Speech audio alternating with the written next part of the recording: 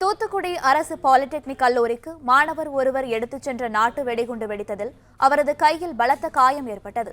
கூடுதல் தகவல்களை எமது செய்தி ஆசிரியர் வேல்ராஜ் வழங்க கேட்கலாம்.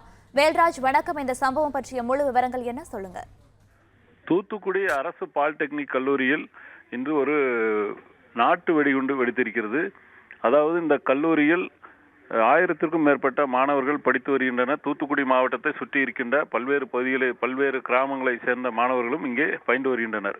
இந்த நிலையில் தூத்துக்குடி மாவட்டம் ஆறுமுகநேரி பாரதி நகரைச் சேர்ந்த 17 வயது மாணவர் வெங்கடேசன் பரணி என்பவர் இன்று தங்கள் ஊரைச் சேர்ந்த ஒருவர் செய்த நாட்டு வெடிகுண்டை கல்லூரிக்கு எடுத்துச் சென்றதாக கூறப்படுகிறது. அங்கு இரு தரப்பு மாணவர்களிடையே அந்த வெடிகுண்டை எடுப்பதில் ஏற்பட்ட போட்டியில் அந்த வெடிகுண்டு வெடித்து சிதறியதாக அங்கிருந்து வரக்கூடிய தகவல்கள் தெரிவிக்கின்றன. இதில் ஒரு மாணவருக்கு வலது கை முற்றிலும் சிதறி இருக்கிறது. அதே போல மற்றொரு மாணவருக்கு கண்ணிலும் கையிலும் காயம் ஏற்பட்டிருக்கிறது.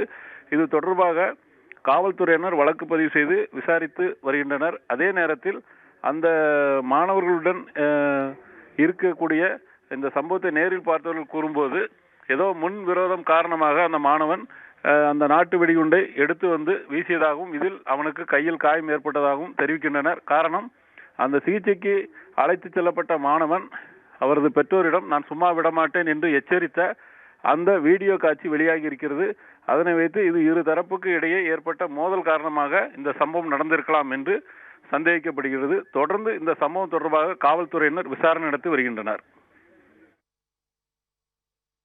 விவரங்களுக்கு நன்றி வேல்ராஜ்.